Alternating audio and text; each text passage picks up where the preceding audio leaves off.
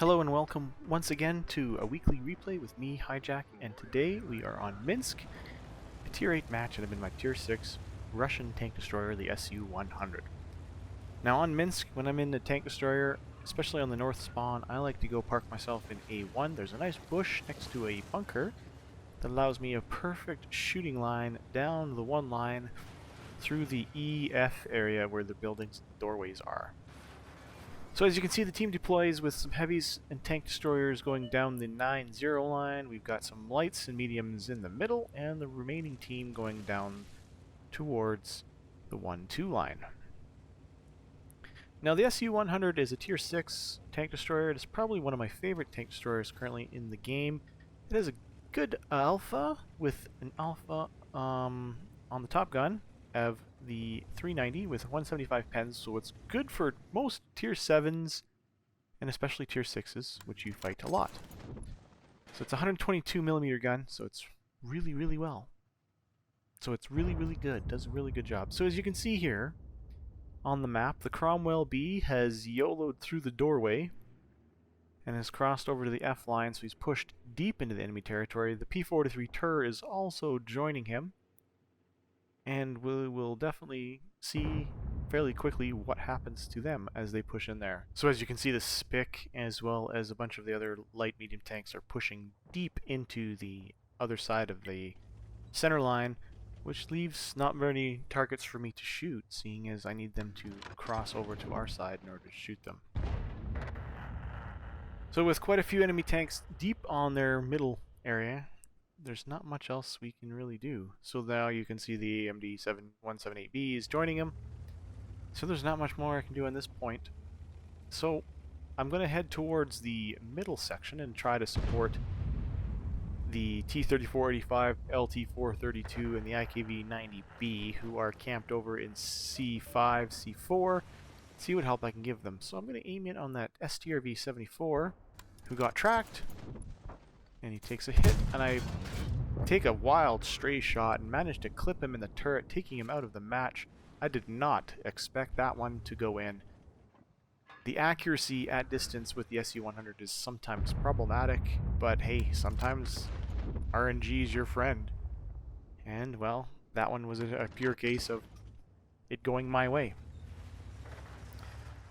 So I debate going up further to help the team, but I noticed that the team on the one line is all but down to 2 tanks versus 5, so knowing that the enemies are going to be pushing up towards the A line, I might as well fall back and get back into my original position and catch them as they come across the middle. The charioteer has also decided to do the same thing, so we're going to sit ourselves behind this nice bush and see what comes our way. The lone T-20 has just been taken out by the Tiger 1, and that, well, pretty much does our team for that side. Score is currently 3-5, and we are losing by 2. And I make a comment in chat that everybody that YOLO'd through the doorway got killed instead of waiting and letting them come to you where you've got TD support. When playing a tank destroyer, patience is the key.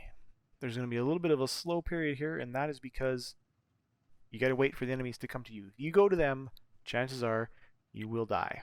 Remember, the SU-100 doesn't have a turret.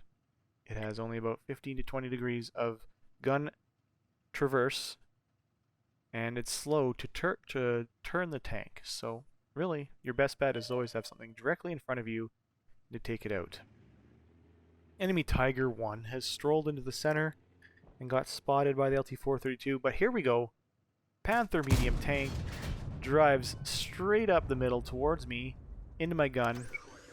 Just waiting for the gun to reload. The charioteer is taking a shot on him, and I take him down to 556 hit points, causing 357 damage. He decides that I don't want to push forward anymore and falls back outside to the bush, and well, he is now hidden. The OI has been pushed up to the D2 line and is hiding behind that building. So I put a couple of blind shots into that bush where the Panther was spotted last.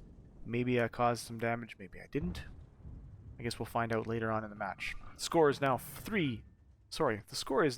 5-7. So we've gained 2, but the enemy is still ahead. Now we've gained 6. So it's now 6-7 with the LT-432 taking out that AMX 1357 in the middle of the map.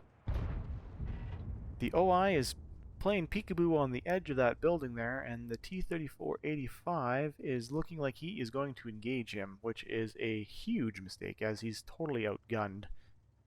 The OI has good armor and a really big gun. Probably make mincemeat out of that T-3485. So, team on the 9 line.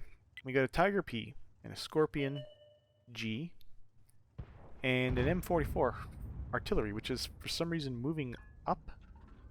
I'm not sure what his thinking was there. But it looks like they're going to be pushing the cap. So we'll see how that plays out for them. The OI is still peekabooing around the corner. He's actually fallen back a bit into that little corner area of the buildings. And the T-3485 is slowly moving forward. Me and the Charioteer, we are sitting here waiting, hoping that Panther shows himself again, as well as maybe the E-25, AMX 1357F, or the Firefly VC. Who knows? You know, like, if they push this side, they could overwhelm us. Now, as you can see there, the artillery decided to take a chance and shoot me, thinking I was still in the bush, but because I'm back far enough, there's nobody there. And the shell just landed in the dirt. T-3485 now engages the OI. This isn't going to end well for the T-3485. He puts a shot into the OI, and the OI eliminates the T-3485, as I expected. He's still in that corner, knowing that anybody that wants to attack him has to come to him. So now we have 3 tanks on the K line, moving towards the cap with the Scorpion G, the Tiger P, and the M44. Still have the LT-432 in the middle and the IKV-90B in the middle as well, protecting our cap from anybody coming up from our 1-2 line that decided to take a chance going through the middle. The Panther gets spotted at 175 hit points, so my blind shots did cause some damage, and I take him out. But I've been spotted, so I'm going to quickly reposition behind the bunker to get Artie safe. Now, I don't know if you noticed there, but I did reload with APCR when I took out the Panther. That was because I was expecting the OI to fall back towards the 1 line instead of just sitting in that corner. But that didn't happen. So the E-25 and the Firefly VC are still over by the cap. They've taken out the Tiger P. They've taken out the LT-432 by the STRV S1. And the Charioteer has now moved up. I believe he's going to go engage the OI. I move up to his corner, thinking the OI might come out that left side of the building there. But I don't believe he's going to actually do that, even though he's got a free open range. He gets spotted kind of falling back a bit down the 2 line. The Charioteer is going to engage, and at this point I decide I need to go help him. He shoots the OI, and he's going to reload here and hopefully take him out, which he does, but he takes 1 shot in return. Not a big deal, but still good. So I'm going to move up now and see what I can spot. The Cromwell Bee, who died many minutes ago, is suggesting with air quotes, that I should get into the fight, like I haven't already been in the fight already with 2 kills. Anyways, I'm going up here. The only tank on this side of the map would be the AMX 1357F, which just gets spotted, and if we look at it when I zoom in, he is on his side. So that's a free kill if I ever saw one. The Charioteer spots the AMX 13F3 and takes a shot on him, and I'm hoping he can survive long enough for me to engage. I'm not sure where the other 2 tanks are, so I'm thinking there might be somewhere in the middle here. The Charioteer takes a big hit, taking him down to 5 hit points. I need to get in there now and help keep him alive, because that is the turning point in this match. The LT-432 is telling us, play smart. Wait for help. Charioteer says affirmative. And well, help is right behind you, sir. I am coming to save your ass.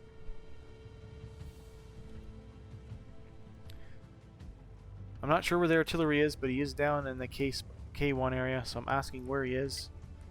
They ping K1, K2. I spot the E25 running in. I hit him for 370. The charioteer hits him. He falls back, not expecting to find so many of us in that corner. The AMX-13 F3 comes around the corner, aims at the charioteer, and I take him out because he had totally ignored me for some reason. I'm not sure why.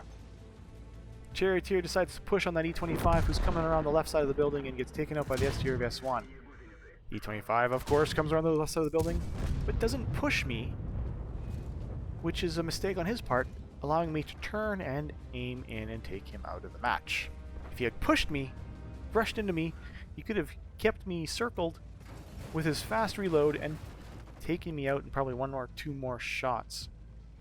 All that's left now is the SU-100 and the IKV-90B on our team, so I know I have to go help him. But I'm obviously having trouble navigating the map at this spot. I'm not sure what I was trying to do.